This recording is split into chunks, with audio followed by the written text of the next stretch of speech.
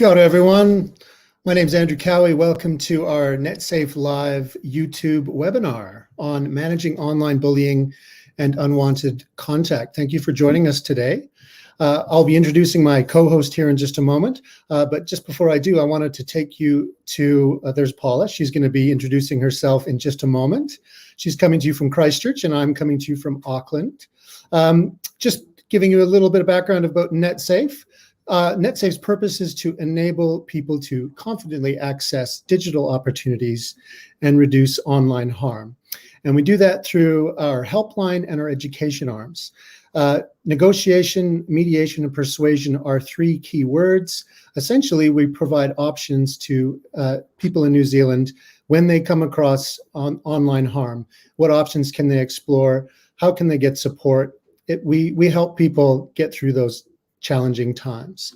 I am part of the education team, and I have a team of 5 people, including myself, and we work largely through schools and through the Netsafe Schools program. I'm coming to you with 20 years of experience in education across different schools, most recently 5 years as deputy principal. I'm also a parent to 2 teenage boys. And so I'm speaking to you today very much as an educator, but also as a parent.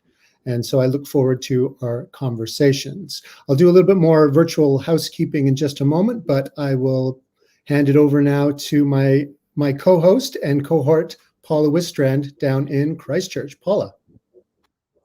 Kia ora koutou, everyone. Andrew's correct. I'm down here in sunny Aotearoa today.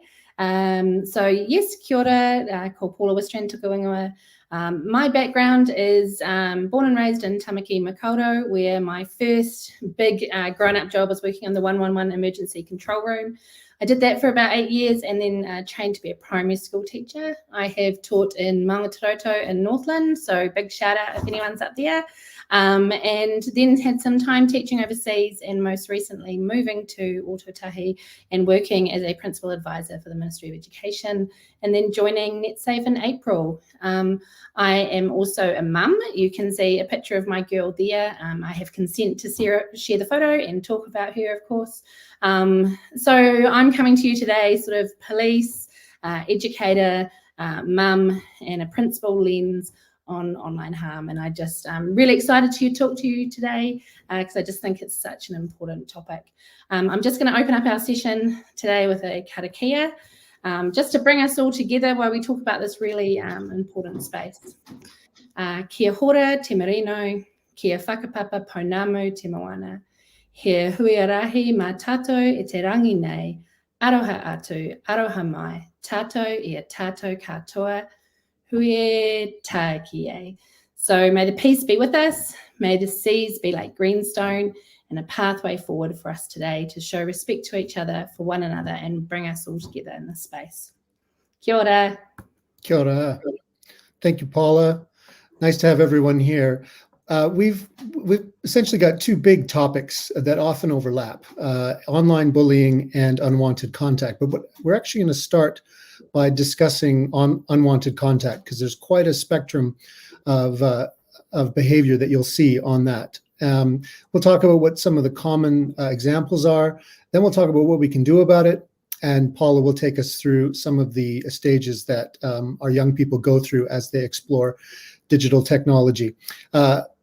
We will then break for a question and answer. So this is a really good opportunity to remind you that if you do have a question, a comment, please feel free to add it into the comments there in YouTube, and we will respond to those at a midpoint of this webinar, and we'll also do that again towards the end of the session today. So we look forward to making this, even though we've got a fairly large number joining us today, we would really like to try to make this as interactive as we can in this setting.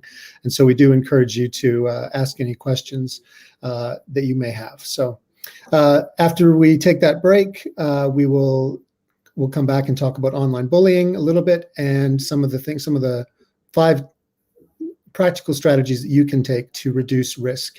And then Paula will be discussing the Harmful Digital Communications Act, piece of legislation here in New Zealand.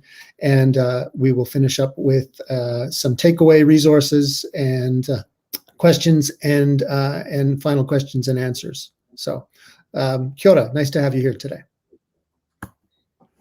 So as Andrew said, we're going to start with unwanted contact today.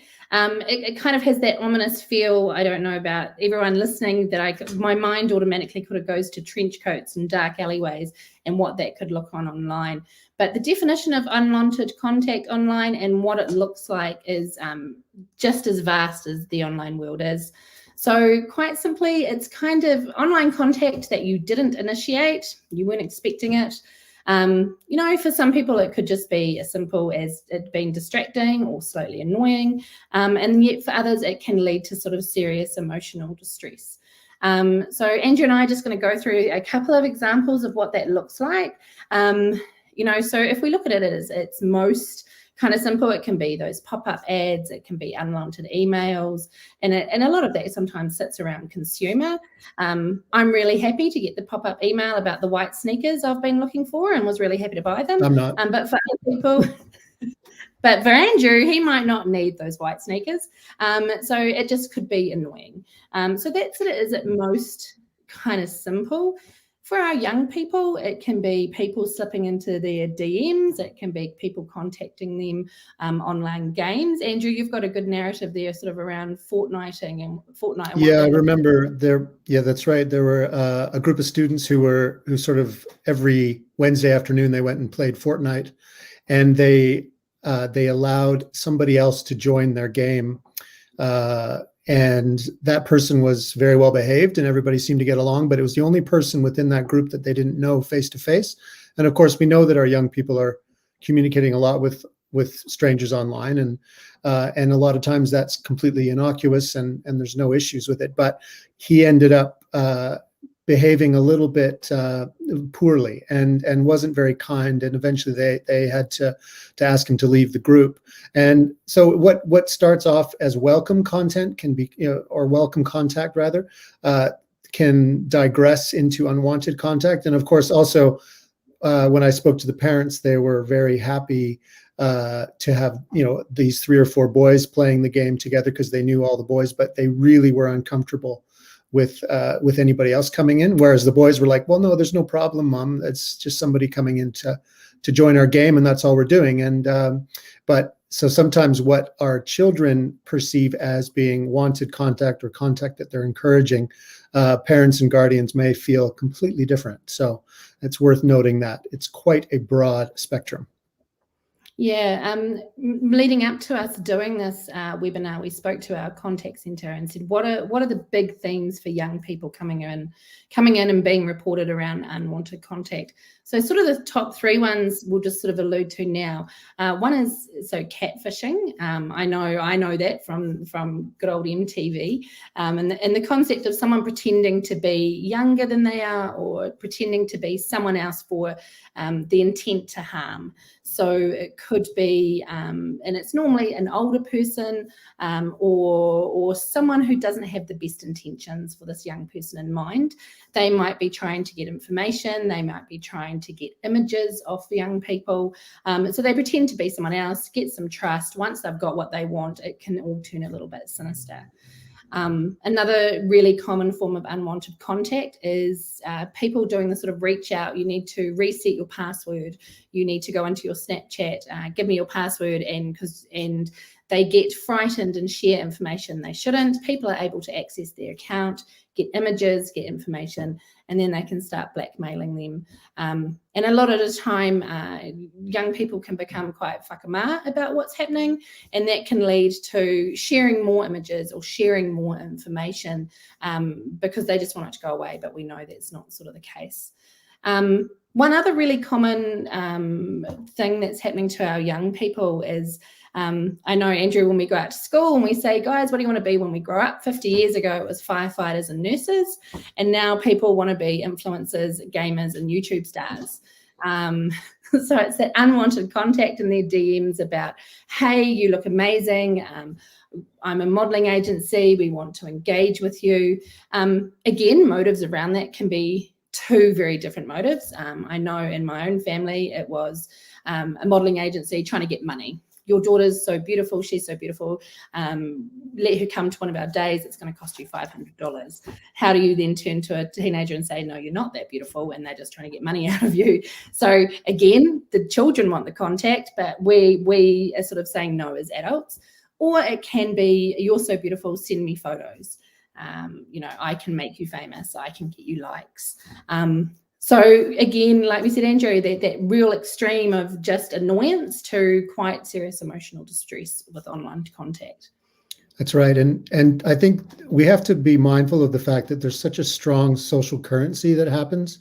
And of course, with all the lockdowns and all the time we spend online and additional time we're spending online, the whole social currency that the internet it really generates and self-reinforcing is really powerful. And so our ability to, I guess, short circuit some of that and make sure, and we'll be talking about this a little bit more in depth, but the ability to make sure that if we have strangers coming into our midst online, there will often be motivations to improve your social currency, improve your status somehow. And so much of what happens on the internet and what captures eyeballs on screens and clicks and all that, it's so much driven by status and the perception really that actually it's okay, mom and dad, I want some unwanted contact because the more public facing I am, the more of a status and the more valuable I'll be seen in society and the more opportunities I'll have. And so certainly not all children feel that way, but that is predominantly the ecosystem that we're all living in. And as adults who didn't grow up with the internet, we kind of stand back from that and go, how is that having so much power and influence? Well, it's having so much power and influence because it's a completely different paradigm to what we are used to as parents and as educators. So unwanted contact is, it is just such a broad spectrum, and we'll be able to touch on a few of those things today. But I guess we want to drill down into some of the statistics. Isn't that right, Paula? Yeah, and just to add on to the last bit there, starting this job, I recently heard that sort of saying, vulnerable in real life, vulnerable online. And so, just thinking about your young people who might be really eager to connect or really eager to have friends online because they may not have mastered the real world as such, are going to be more vulnerable to some of those things. But some of our statistics that we are going to share a link with you later, so that if you are one of these people who loves research and wants to dig in more, we'll share that where this information came from. But, a quarter of our children have been bothered by something they've seen online or been contacted. And, so it is happening. Again, how much of a bother or how upset they are does sit on that spectrum. Our children are meeting people face to face that they first meet online. Again, most of our kids, most of the time, are having a really good time online. They're making sensible decisions. I remember my daughter meeting a boy online, and it was through a friend of a friend of a friend at school. They chatted for ages, and then we actually all met at the mall with his mother, me, and we met. So it was done really safely, and it's just kind of their norm at the moment. 51% of our kids have had contact with someone they met online, but told an adult. So that's a really positive statistic. The one that we do talk a lot about in our sessions when we go out and speak with schools, when we speak with whānau, is that about a third of our young people will not tell us when something goes wrong online. We've got all the research and that's certainly backed up, but I just also know that sitting in a class of kids saying, why won't you tell anyone when something happens online? The biggest thing they say is, because I don't want my device taken off me and I'm embarrassed. So that will kind of move on to our next bit. So how do we navigate that so that that's not a barrier to them engaging? Did we miss anything there, Andrew? Anything you want to add? That's it. Yeah, there's a real in-depth report research that comes out of this from Netsafe's policy and research team that we will be sharing, and we'll share it a few different times today for you. But what's great about that document is there are a summary of key findings that you can sort of scan through, and then if you find something a particular some statistics that are really particularly interesting, you can drill down and have a closer look at the report. So that's freely available, and encourage people. It's all research that's been conducted in New Zealand. So it's really important that we have local examples to point to. Great. So what can we do about it? We know just as much as if you go to the mall, you're going to bump into people, you're going to have conversations with people. If our young people go online, they are going to have contact with people they do know, they don't know. So how do we minimize or prevent the risk that we are exposing our young people to as they start their journey online? Now, Andrew's always laughing at me because he says I'm the queen of analogies. So I'm going to go through this little discover, explore, risk taking. I'll talk about sort of what it looks like from whānau, if you're sitting here as an educator, what that could look like, and then I'll sort of go it as a parenting thing as well. So if we are looking at discovery, so that's the real start of a journey.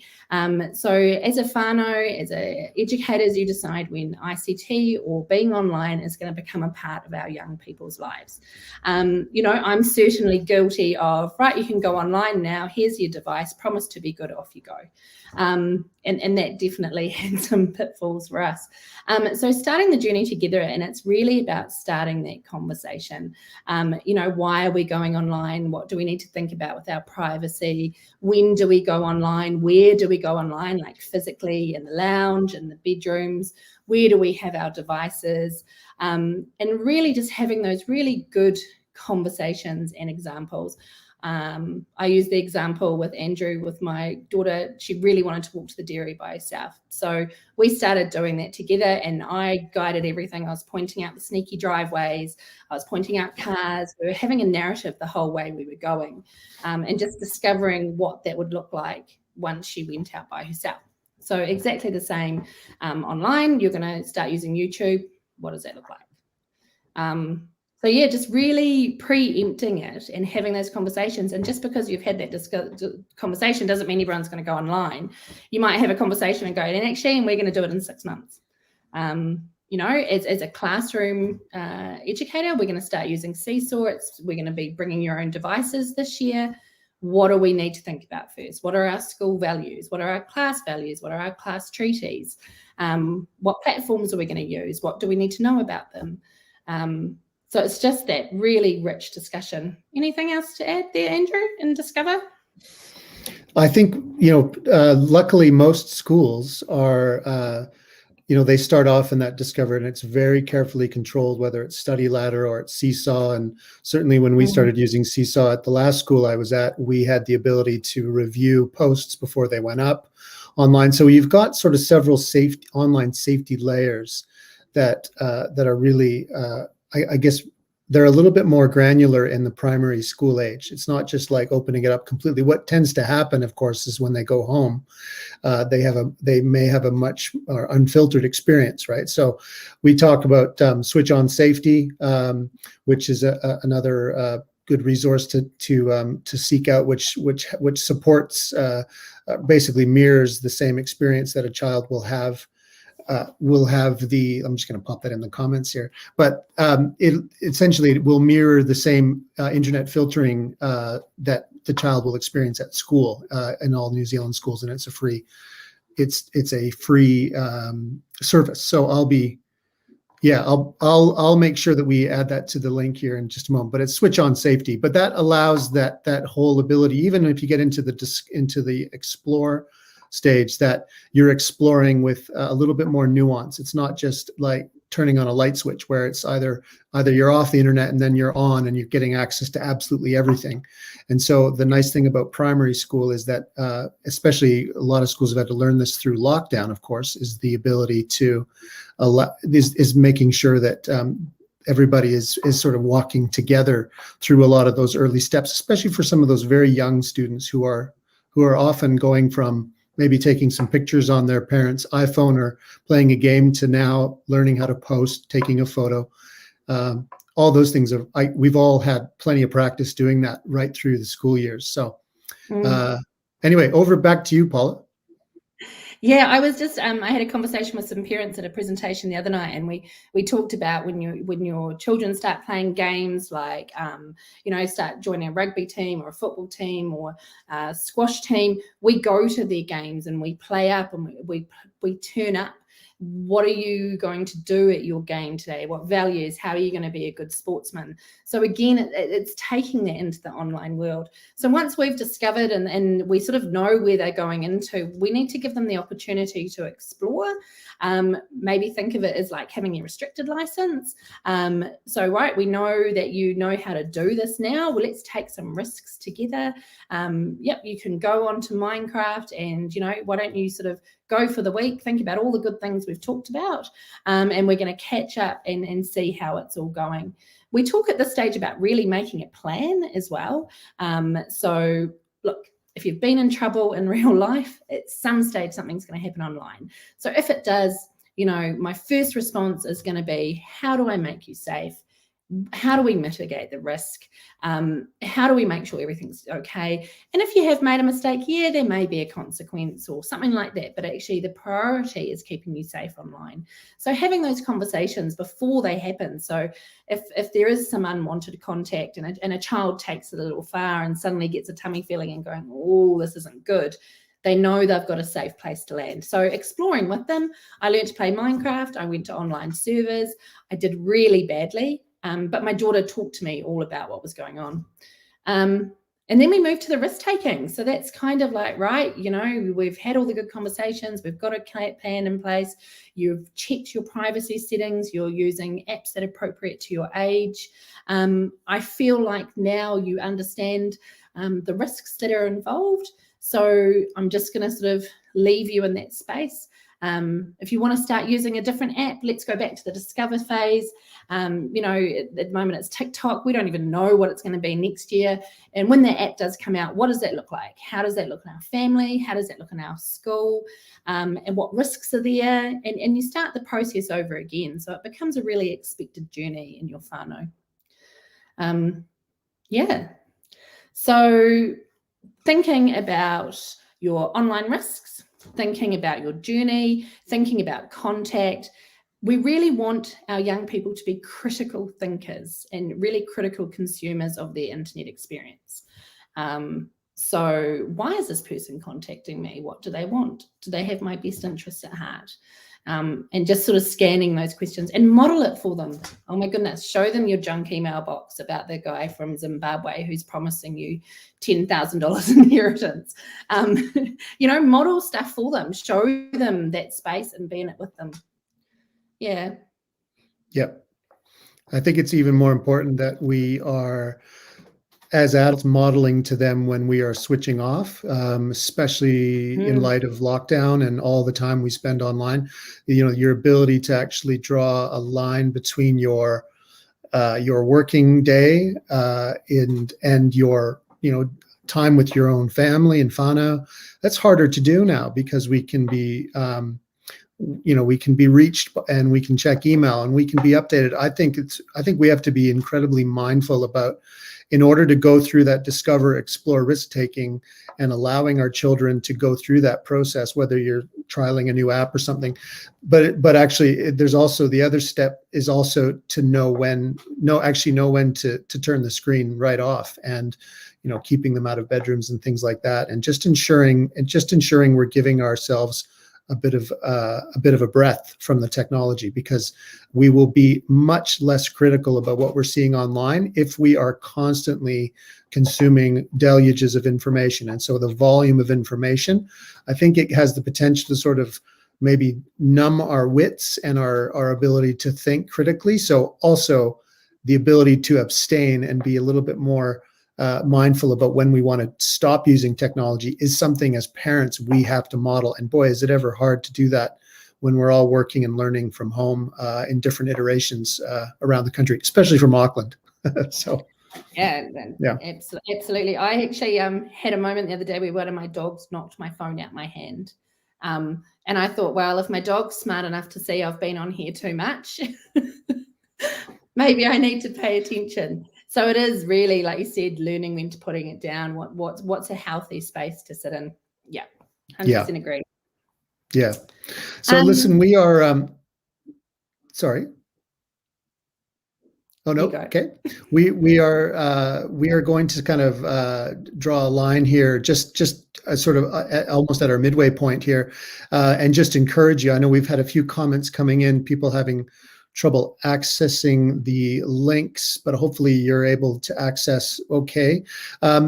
I guess one of the things that we wanted to encourage, if you had any questions or comments about something that has resonated with you, or what would you like to hear more about with regards to unwanted contact, and if there's something that you'd like us to know from your own experience, your own context. Obviously, we want to be sensitive to people's privacy, and we don't want to use their names. We, at Netsafe, we get so many examples, real examples of people who've had problems and challenges online. And of course, it's really important that we're able to respect the privacy of those people and support them through our confidential free service, but also be able to learn from those and be able to talk about some of the common issues that we're having. So just as we switch tracks to our next topic on online bullying, which is coming, we do encourage you to add any comments that you have, and we will pause to respond to those. Okay. Right. Okay.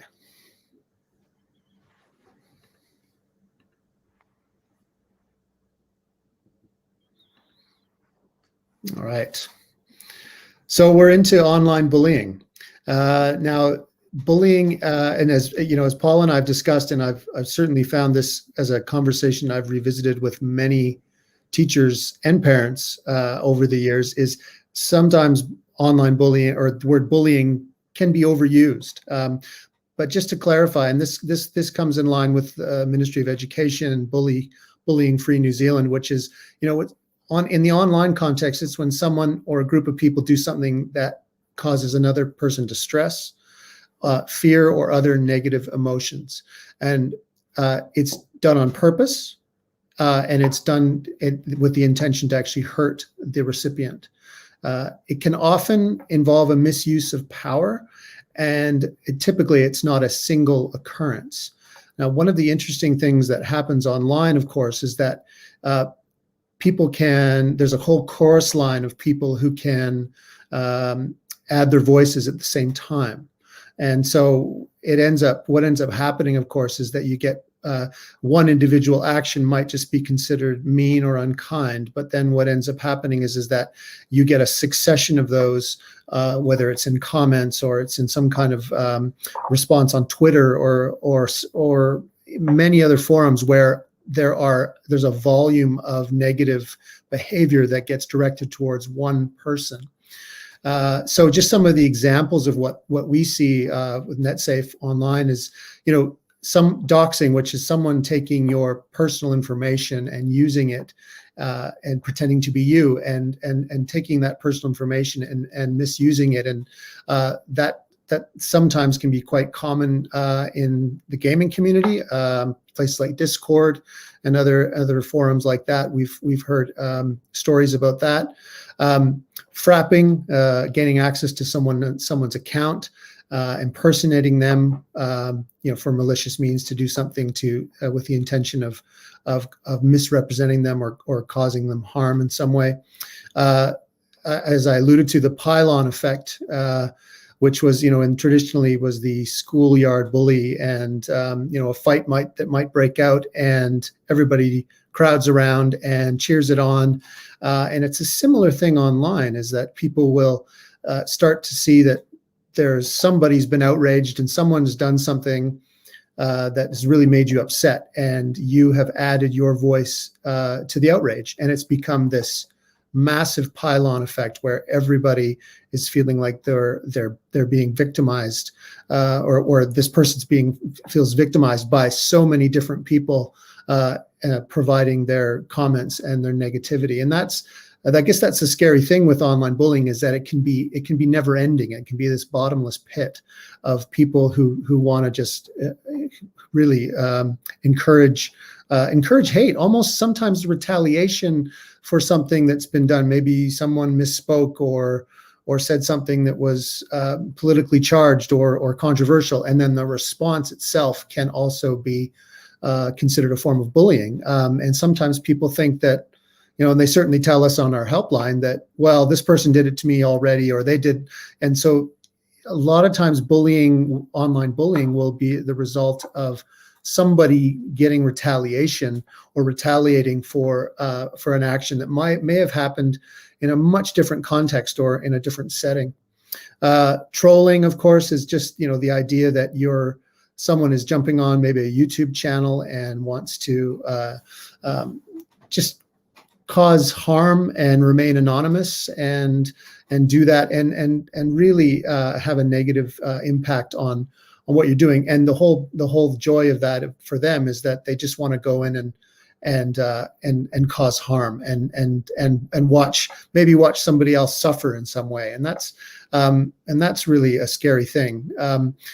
The other ones that we see a lot of, and this is the challenging thing with young people especially, is that you might have a really tight group of friends and one person gets excluded from a chat group. And that sometimes can be really an insidious thing, especially, again, with the inability to connect face-to-face as much right now, that if you're excluded from groups, that can take on a online bullying behavior. And so that's also something that can be really, really challenging. And the other one is, sending hurtful messages. And it might just be through anonymous accounts. It might just be through, in ways that's done that might be considered sarcastic from the person who's expressing it or sending the information.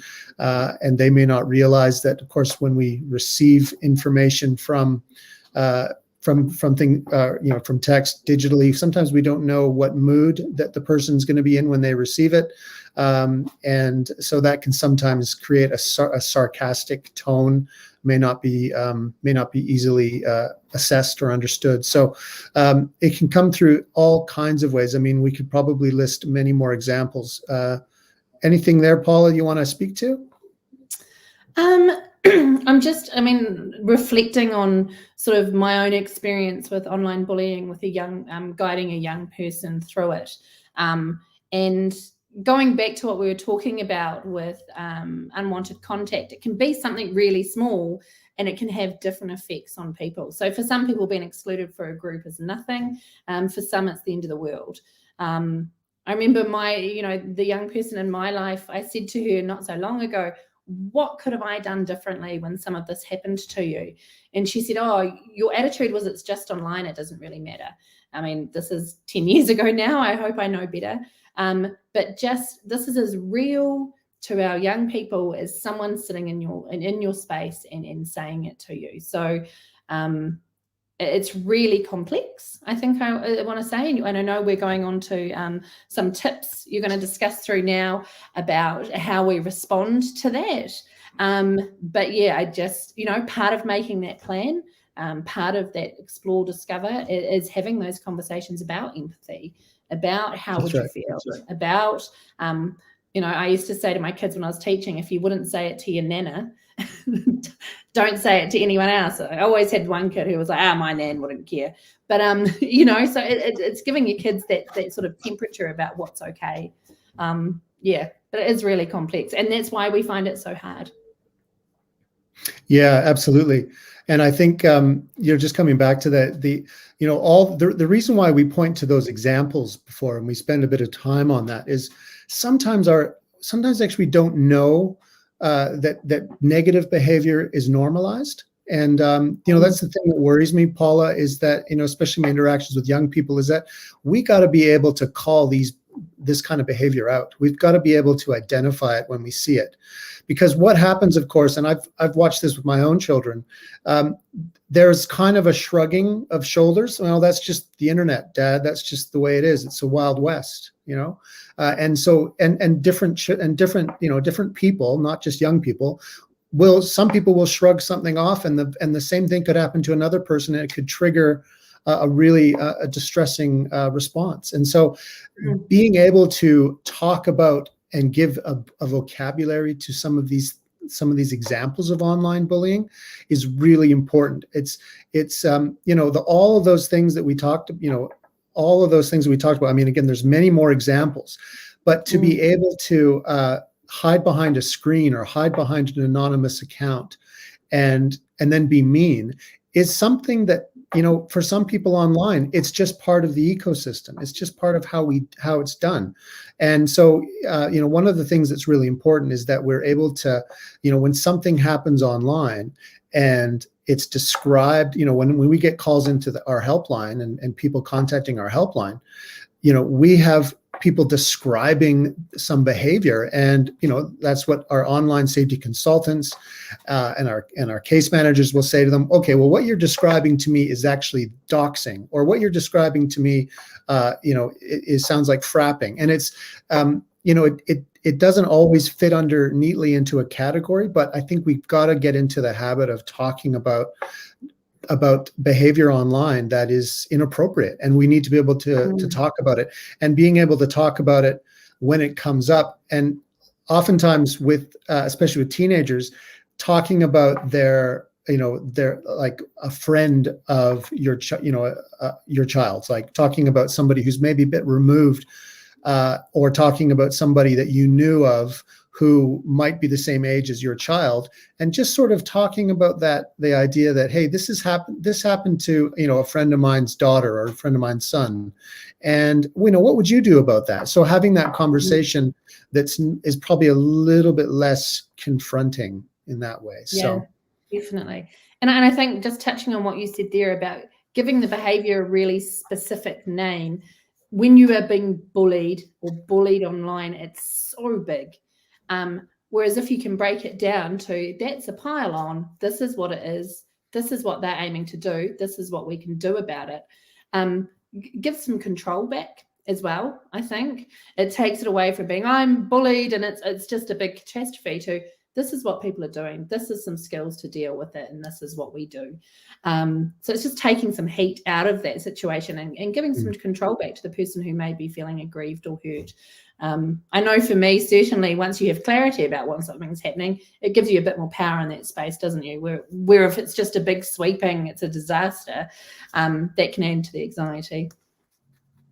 Yeah, and I think that leads, that nicely to our, to our 5 tips, and we could probably do 10 tips, and I think we're always looking for new ways to solutions to supporting young people and supporting people.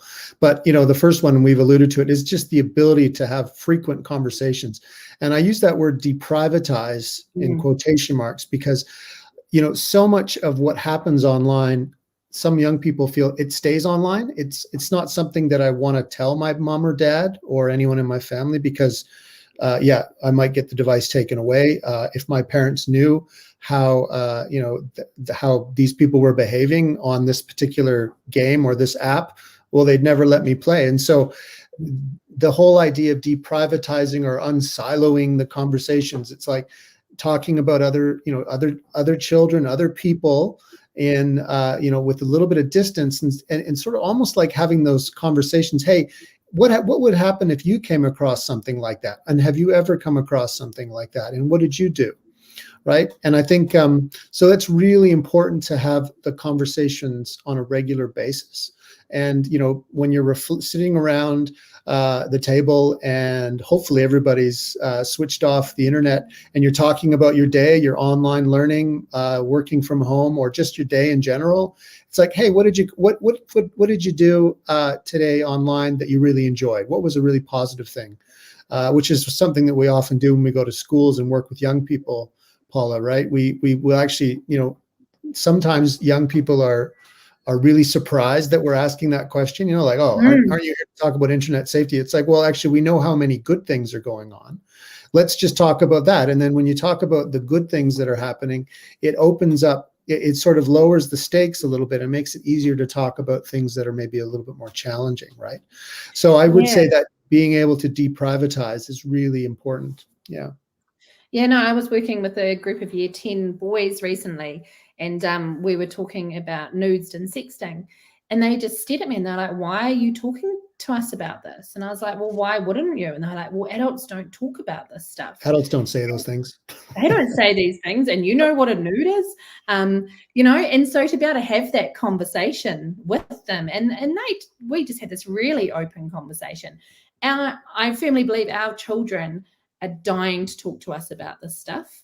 And given the opportunity, whether it's at the table, whether it's at the car, whatever the opportunity is, even if it's on instant messaging, if you start the conversation in a way that's open, deprivatizing, without judgment, with care, your young people will really open up. And that's definitely what we're seeing out there. Absolutely. Second point there is around community norms developed by peer groups. Now, a lot of times, whether they're on Roblox, they're on Minecraft, they're on a whole suite of gaming apps, YouTube, things like that. A lot of times it's an algorithm that is going to decide if you will stay or if you will go. And what we're not used to doing, of course, is coming up with our own community norms, coming up with your own standards for behavior. Hey, welcome to the game. Just so you know, these are the 3 things you need to keep in mind, that we need to all keep in mind as we play. We don't tolerate swearing, or we don't tolerate, I think are they called screechers, I think, or those people that come onto the gaming sites and they scream into the headpiece, I think, or the mouthpiece. I've heard young people describe that to me, that somebody that just comes in to try to sort of sabotage. So, being able, for example, if you've got some young people who are starting off wanting to play a game or join an app or something, start talking about some norms that you would like to share. And we've got an online gaming whānau toolkit, which is a really good framework to use, and which talks a little bit about some of the goalposts that we've talked about tonight around just giving your young people a chance to come up with their own norms, their own set of expectations before you say, here, yep, you can play that game, no problem, you can join. I just need to know who you're going to be playing with. And you guys need to come up with some kind of community norms. And I know some parents who've just said, look, if you come up with your own community norms or your own rules for how you behave while you're playing the game, hey, that buys you another 15 minutes, or that buys you another 20 minutes. I mean, sometimes that bargaining, sometimes that incentive is needed. I mean, we do it with a lot of other pieces of technology, right? When kids first get the access to the car, they start out with the L plates. They don't get to take the car out at any time they want. So start thinking about those online spaces as places where you can create a little bit more of a continuity and consistency between what you expect offline and how you behave online. That's really important. Another sorry, just to add to that, Andrew, just pointing out, almost all New Zealand schools now definitely have a set of values that guide their localized curriculum, who they are, where they are. So starting with those values, home values, whether they come from religious beliefs, cultural beliefs, there is a whole lot of values that are already installed in our young people before they even get online. So saying, okay, you're jumping online, what are your school values? What would they look like in this space? At home, this is what we really respect and value. What does that look like in that space? And they will come up with these ideas really easy if you give them a language to speak through, and that language already exists around them. So yeah, good idea. That's right. Yeah, we have a number of resources, and they've been sort of flashing on and off throughout the conversation today, which we'll do a big recap of all that before we leave today. But really, yeah, the ability to be able to have some kind of agreement and review it frequently. There's on the online safety parent toolkit, there's a family treaty that's part of that, and it allows you just a little bit of a framework about this is what we believe as a family, and so we encourage people to seek this resource out. Also, it's Chinese Language Week, and we have this available in Mandarin, and we have it available in Samoan and Te Reo and Tongan and several other languages. So if you wanted to check that out as a parent, but even as an educator, it's really valuable. netsafe.org.nz/digital parenting, really important. So having some kind of agreement that can be reviewed frequently. And when we say review frequently, it's also about looking at that, not just signing it, agreeing to it, signing it, filing it away, forgetting about it. It is not your family's terms and conditions. We do not need any more terms and conditions because nobody reads them. Let's actually start talking about agreements that actually mean something. Let's simplify it. Let's make sure that it's something that that young people actually have a voice in. All the research points to the fact that if we, the ability to collaborate on those agreements and bringing young people's voice into it, rather than just making it a token experience for them. It's like, I don't care, Mom. I don't care, Dad. Just give me the keys. I want to get into this game. We got to tap the brakes a little bit, and that's really important. So, yeah. And I think reviewing those agreements at really pivotal human development stages as well, because what it looks like, what those agreements, what everyone's agreed to is going to look really different when someone gets a boyfriend or a girlfriend, when someone joins a new sports group, when a year groups change. So just keeping a pulse on the family and within your own classroom as a teacher, you'll notice those human development stages throughout the year, especially sort of when you get to that year 5, 6 stage and you're like, oh, everyone's changing. What does that look like? So if it's changing on the playground and it's changing in your classroom, it's going to change in line. So totally back up what Andrew said about terms and conditions being the biggest lie. We just tick them and carry on. So making it a real living, breathing document that the kids are invested in because they believe that it's going to keep them safe and happy online is so important. That's it. And also, just to continue to talk to other parents, talk to other parents. We talk to other parents much less frequently as our children get older. It's really weird. So it's interesting because the closer they get to technology, especially mobile technology, the fewer conversations we're having with other parents. It seems to be a general trend. So they get to year 5, they get to year 6, year 7, where they're starting to get a little more independence with perhaps their own device. That's when you want to be talking to other families, other parents, and saying, hey, look, let's just try to get on the same page. And, even if we don't agree on everything, if we can at least have some regular conversations, that process in and of itself sends a message to our young people that we actually want to talk about real positive approaches. And it's not just like, here are the keys to the internet and it's a Wild West, good luck, right? We need to do better than that. So there's, so that it's really important. So I'm just while that graphic's just up there, I was going to lead to that, what happens if something goes wrong? We know that it's not usually a question of if, it's when. And of course, the more time we spend online, the higher the probability that something will go wrong. So as you can see, there's a variety of channels and ways that you can reach out to Netsafe, right? And it's really important that as a parent, as a caregiver, as a teacher, as a young person, that you feel confident and you feel like you can access Netsafe. I'm not sure if what's happening to me or what's happening to my child meets a certain threshold or is going to be considered online harm. If you're not sure, if it's upsetting you and it's upsetting your child, then contacting Netsafe, as I said at the top, it's all about exploring options. It's all about exploring what can you do. And sometimes talking to one of our advisors on the phone, our consultants on the phone, you'll be able to explore that. And because the reality of it is that there aren't a lot of people that you can talk to about some of these issues. So it's really important that you have that. So we'll share that information again just before we leave. We've got about 10 minutes to go. So I'll just those last 2 points on being a privacy and social media mentor and upstander. And if anyone has ever moderated a Facebook page or has had to sort of keep an eye on when comments go up that are negative, or when people start to go back and forth, and it can get quite heated. That can be a real challenge. And so, to be able to say, hey, look, why don't you guys take this conversation offline? Why don't you guys pick up the phone and have a conversation? Or why don't you reserve your thoughts and put it in an email?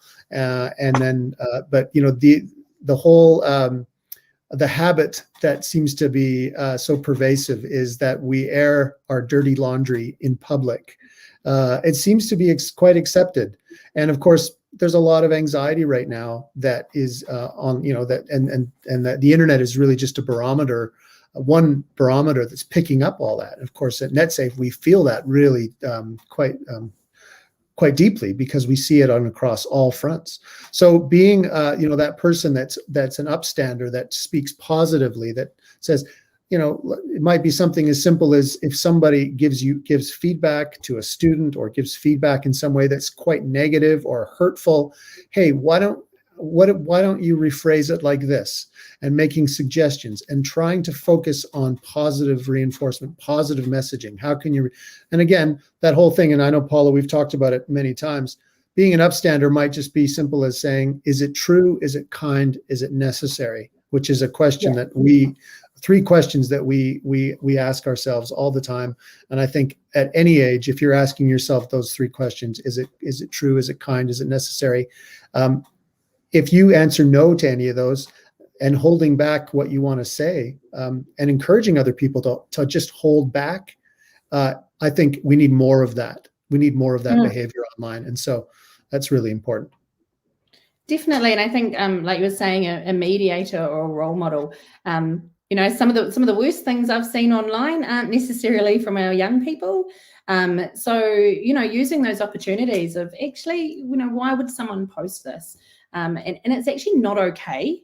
And I think a big thing I've learned is asking permission to share information about our children as well gives our children a really good expectation that they should always seek consent online to share information about themselves, to share information about others, and having that conversation, linking that back to sort of the online bullying. If the conversation in your house has been about consent, about sharing information or sharing pictures, that just adds another layer to the filter that kids will use before they start doing things online. So once online bullying has completely run away, it is really complex and it's really hard. What we've really been talking about today is how do we front foot it? How do we give our kids the critical thinking skills? How do we make plans? How do we sit in the same space to minimize the risk and respond when it does happen? So I think those 5 points are really good. Absolutely. And so and the other, I guess, I was just going to say, Paula, just you were probably just leading to that, but okay, so when things go wrong, what do you need to do? Well, we've provided some of that contact information, but New Zealand is very unique in that we have this piece of legislation that gives us the mechanism to if things get to a certain level. And we can't de-escalate, we can't negotiate, we can't persuade. If it gets to a certain level, we have the Harmful Digital Communications Act, which acts, or HDCA, that is a piece of legislation here in New Zealand. Yeah, I was really surprised that I sat in the education space for 10 years, including working for the ministry. And it wasn't until I came to Netsafe that this even came on my radar. And I thought, this is just so important for us to know as a community that is there. And it's been designed not to scare or to intimidate anyone, but actually there's an act sitting there in law that is there to protect and support our young people and all of us online. So there are 10 communication principles that sit in, which, if we go back to, is it kind, is it true, is it necessary, kind of beef those out into big lawyery statements. And so I would really encourage you to familiarise yourself with the Harmful Digital Communications Act. There'll be, if you go on to our Netsafe website, there'll be a link on there which just tells you what it looks like, unpacks it, and how we use that to work within in the mahi we do within our contact centre. So yeah, anything else to add there, Andrew? No, I think that's really important. It's good to know. It provides people with a bit of confidence to know that it's not a complete Wild West show out there. The HDCA, allows organizations like Netsafe to make contact with Facebook TikTok, Instagram, etc., and say, hey, you know what? We may need. We would like to encourage you to take down some content, please. We haven't got a magic button or a magic wand, but we have we have this piece of legislation that actually can actually be very supportive in reaching a positive outcome for people who find themselves in a situation that is escalated to a space that's unfortunate. We're just getting into the last few minutes, just to encourage you as well. There's all the contact information again as well. Now, if you have any general questions, you'll see there the education@netsafe.org.nz. That email goes straight to Paula and I and the 3 other education advisors that are on our team, and we would be very happy to answer any questions that you may have after today's webinar.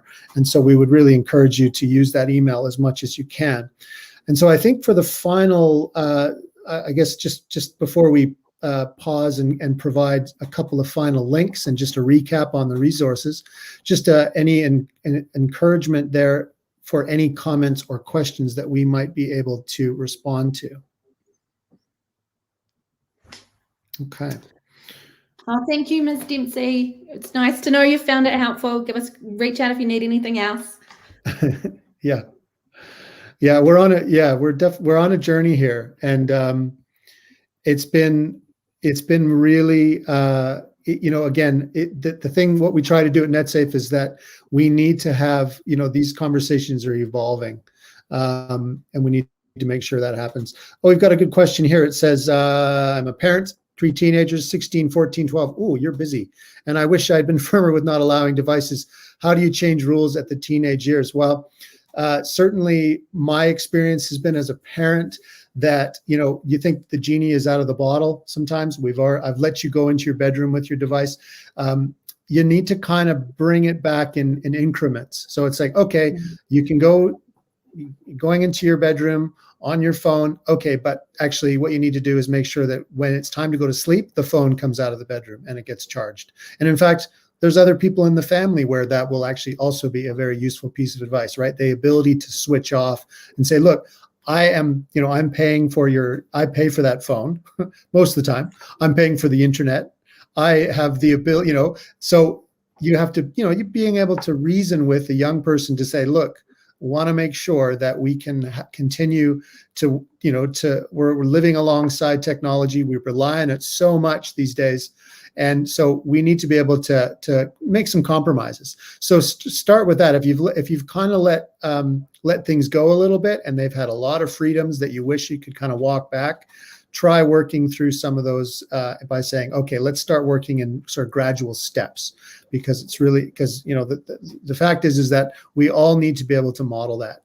So yeah, I think what I add to that, Andrew, is that even at the teenage stage, we go back to that conversations about values and what do we value? We value in this house, we value being healthy, mental health, sleep. So we're just going to look at, Sunday to Thursday. We're just going to tighten that up a bit. What do you guys think of that? What does it look like for you?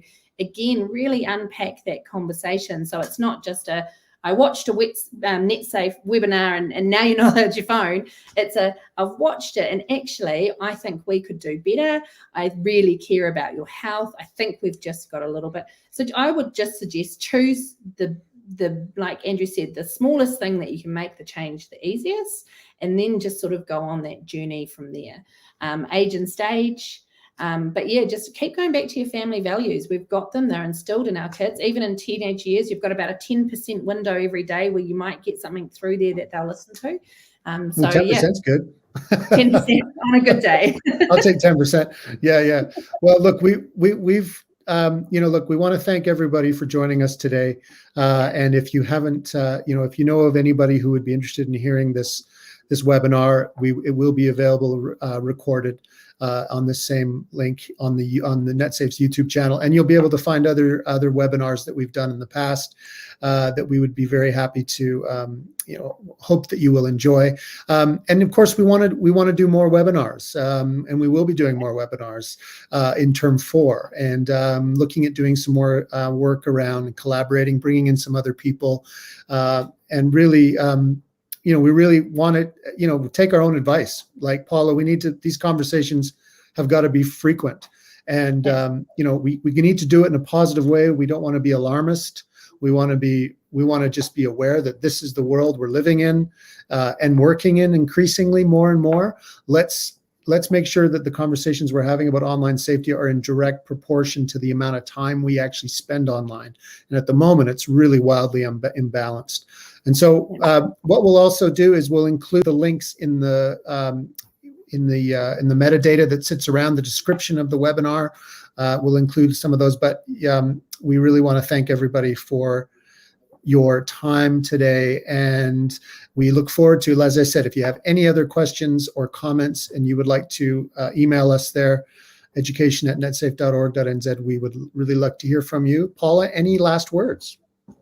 No, I suppose my only last words is just keep talking, just be kind, and you'll get there. And most of the people, most of the time, are having a good time online. So get in there with your kids, enjoy it, and make it a really healthy space for your family and your students and your community.